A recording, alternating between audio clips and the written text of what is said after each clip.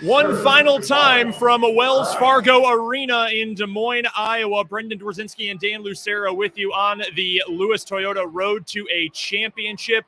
Mourning the end of a Kansas basketball title defense, the Jayhawks knocked off 72-71 by the Arkansas Razorbacks in the second round of the NCAA tournament. So the Jayhawks will not be repeat champions, would have been the first in 31 years, and they are now the seventh national champion in a row to get knocked out in the first weekend 1 year after winning their championship, which is truly insane when you think about it. And part of me almost takes pride in saying, hey, I said it was going to be a one-score game or a one-point game at the end. Unfortunately, I had the wrong team in front.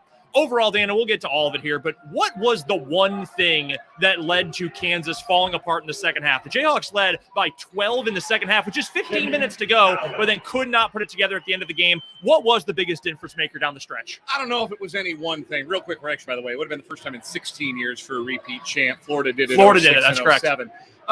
I don't know if it was any one thing. I guess you could sum it up in one way. It would be this, that Kansas up 8 going into the locker room, and in the locker room and over the course of the second half, Eric Musselman, one of the great in-game coaches in college basketball, counterpunched and picked at a scab that existed on the KU defense because the Jayhawks got their bigs in deep foul trouble.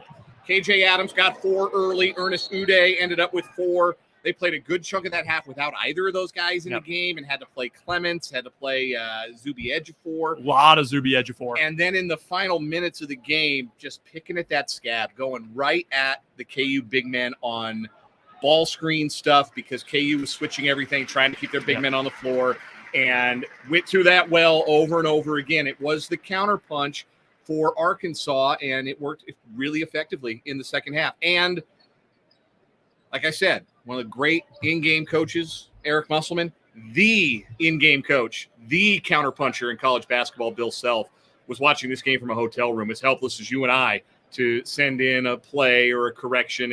And I said all week, I even said it going into the Big 12 tournament when it was clear that Self wasn't going to coach. Norm Roberts is a veteran. He has head coaching experience. He's been with Bill Self a long time. Bill Self was in Des Moines this week. He was with the team at practice. I'm sure that he was part of the scout. I'm sure he was part of putting the game plan together. I think that was reflected in the first half when Kansas, I thought, came out with a really great plan. But the in-game adjustments for Kansas, the thing you can usually count on from this team, they were lacking, I think, severely in the second half and down the stretch. And I had to say it, I was wrong. They did miss Bill Self a lot. Because I think Bill Self, I think he's worth 2 points as a head coach, at least. Yeah.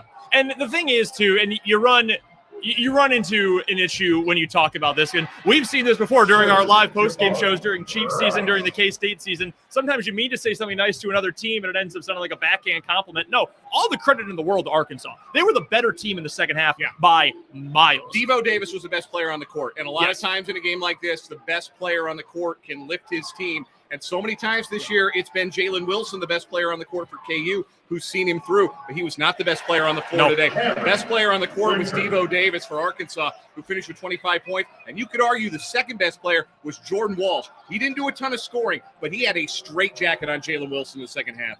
Jordan Walsh made it very, very difficult for him to catch and go and get downhill and get to his spots and get his shot off. And that contributed to Jalen Wilson not making a field goal in the final 15 minutes of basketball. I think it was even longer than that. He had 2 field goals with the 17-minute mark in the second half. He did not have another field goal the rest of the game. So Arkansas deserves all the credit in the world. But I think it's only natural to say, if Kansas had Bill Self on the sideline, do you end up with DeJuan Harris taking an absolutely unthinkable 10-second violation? Do you go for 2 instead of 3 with only 8 seconds left in the game, down by 3? Do you come out of a timeout with 2 minutes left in a tie game and end up with a shot clock violation? And that's the play that I think made me feel like Kansas isn't going to win this That's game. When I turned to you. You remember, I turned to you up here in the press box at Wells Fargo Arena. I said, this is where they miss Bill Self the most. This moment right there, because nobody's better at drawing up those out-of-timeout sets, at the very least getting a shot. I'm not saying it's an automatic 2 points, but it's a shot. It's something, and Kansas couldn't even get that. You have to credit Arkansas's defense. Their athleticism, that's where it really showed. I thought Kansas defended pretty well for most of the game, even with their bigs in foul trouble, but defensively, They made it hard for Kansas to get downhill in the second half, and they made it hard for Grady Dick to get anything going. He was anonymous in the second half.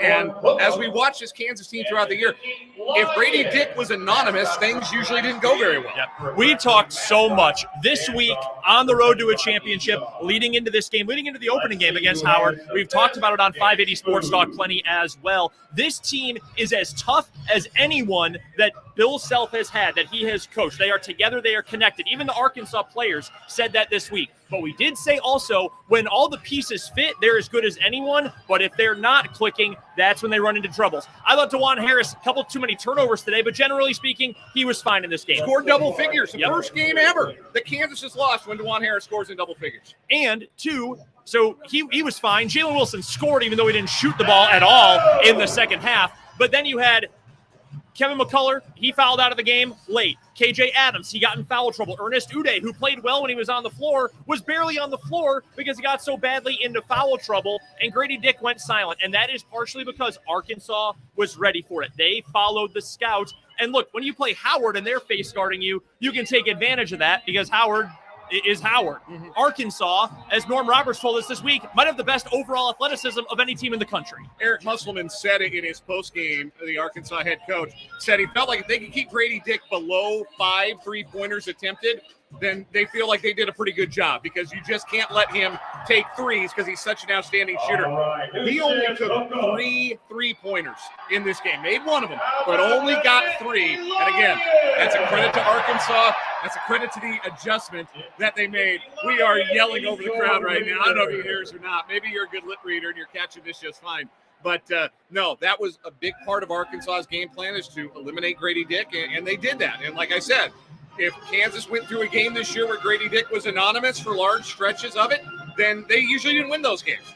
And two, I wanted to go back to the foul trouble really quickly. It was KJ Adams and it was Ernest Uday getting in that foul trouble. Both had 4 fouls by the 16-minute mark of the second half. Yeah. It was right after that 1 minute after Ernest Uday picked up his 4th. Kansas went up by its biggest lead at 12 points. Immediately following that, Arkansas went on an 11-0 run. And this is not a criticism of the officials because there were just a lot of fouls in this game. It's the way it was called. Arkansas had 3 guys foul out, including the aforementioned Devontae Davis. Devo Davis fouled out with, I think, 2 minutes left. Yeah. It felt like a big moment in the game. Mekhi Mitchell, their best big man, their biggest big man, fouled out. Jordan Walsh fouled out. That could have been huge if the game went to overtime. McCullough fouled out for Kansas. It was just one of those games. But the foul trouble kept Kansas from being able to pack it in the middle and force Arkansas, like they were in the first half, to shoot a lot of long 2s and 3s. Because Arkansas, not a great shooting team outside the paint. They were just 3 of 15 from 3, but only took 6 of those in the second half compared to 9 in the first half. So that was an adjustment that Arkansas was able to make because Kansas didn't have their bigs that they trust on the floor, and they had to go to Zach Clements to get minutes, and they had to go to Zuby Ejiofor to get minutes, and those guys aren't the same caliber of player as KJ Adams and Ernest Uday. You can't defend in the same way when those guys are on the floor, and that really hurt Kansas. That's when Arkansas started to reel Kansas in. KU led by 12 in the second half with about 15 minutes left. That's the point in which Uday picked up, I think, his 4th foul, and the game changed when KU couldn't play those guys. The one thing I do want to get to here before we say goodbye, because we're going to talk about this so much more, of course, coming up on both Mic'd Up and 580 Sports Talk, noon to 3 and 3 to 6, respectively, Monday on 580 WIBW, is just reacting to some of what I saw online on Twitter, the instant reaction. NCAA tournament games are emotional. They are full of stress and tension and all of that. This isn't about, well, Grady Dick actually sucks because he couldn't show up in a big game 2 of the last 3 games. This isn't, oh, my God, Norm Roberts is awful. Norm Roberts was completely fine. You know what Norm Roberts' biggest problem in this game is? He's not literally one of the 10 best coaches in the history of the sport. That's not on Norm Roberts. Sometimes you just lose. We've known all year, Dan, what the script is for this Kansas team. Today, they followed it for about 25 minutes, not the final 15, and that was the difference maker in the game. Sometimes it's not, we have to blame the officials, we have to blame a player, we have to blame a coach. Sometimes it's just everyone combines, you lose, and it hurts, but this just felt like one of those games. Plus, we knew all week. We knew as soon as the tournament bracket came out on Selection Sunday, this was a potentially dangerous matchup for KU with Arkansas's athleticism. Yeah, and it proved to be, again, particularly in the second half when Arkansas could counter and KU, for various reasons, they just weren't quite able to counter back. It is a disappointing way to end the season. It also bears mentioning, though, just how hard it is to repeat. This is the 7th straight year, like you said at the very top, that the defending champion, did not advance past the second weekend of the tournament. Look, it could be a lot worse. You could be Purdue going out against the 16 seed. Right now, as we're talking, Houston, another number 1 seed, is in a dogfight. Alabama's going to get everything it can handle from Maryland. This was a season we were saying all year that there was so much parity in college basketball that it felt like there was no truly great team or no pack of truly great teams. It should be no surprise that we're seeing the kind of upsets that we've seen so far in this tournament. We've got a 16 seed playing tomorrow. We got a 15 seed in the Sweet 16. This is the kind of tournament we probably should have expected all along. One last point I want to make before we go. This is starting to become a bit of a pattern for the Kansas Jayhawks. They went to the Final Four in 2018. In 2019, got bounced in the second round. 2020, they were the best team in the country, and then COVID hit. We didn't have a tournament. So in 2021, they bounced in the second round. 2022, they win the national championship. 2023, here they are again, out in the second round. The Final Four in 2024 is in Phoenix, April 6th and the 8th. Just letting KU fans know. We're saying Scottsdale trip? Is that what's next? That might be. We're going to get rowdy in Scottsdale next year. Who can beat that? By the way, one final light note to get to. You mentioned we've got a 15 seed onto the Sweet 16. This is bad for Kansas. I mean, this does not feel good. It will not feel good. At least Kansas hasn't lost to a 15 seed in 2 of its last 3 tournament appearances, like a certain school down I-70 in Missouri. Yeah, Mizzou got to enjoy this one here for about 5 minutes, and they looked up the scoreboard. They were down 20 to a bunch of CPAs. So, hey, that is the tournament. It's the beauty and it's the tragedy of the tournament. You love the upsets until they happen to your team. Of course, we're going to be talking about this so much more coming up on Monday for the 2 of us on 580 Sports Talk and Jake and Fulton on Mic'd Up as well. Make sure you're following us on Twitter. Sports on 580 is the handle. Head to our website for our post-game story. It'll be up in just a few minutes. That's 580wibw.com. And subscribe to our YouTube channel where you may be watching this right now, Sports on 580 WIBW. We'll be talking to you guys coming up on Monday to talk about this, the tournament, the Chiefs, and so much more on the Sports Voice of Kansas, 580 WIBW. But from the Lewis Toyota Road to a Championship in Des Moines, I'm Brendan Dzwierzynski. He's Dan Lucero.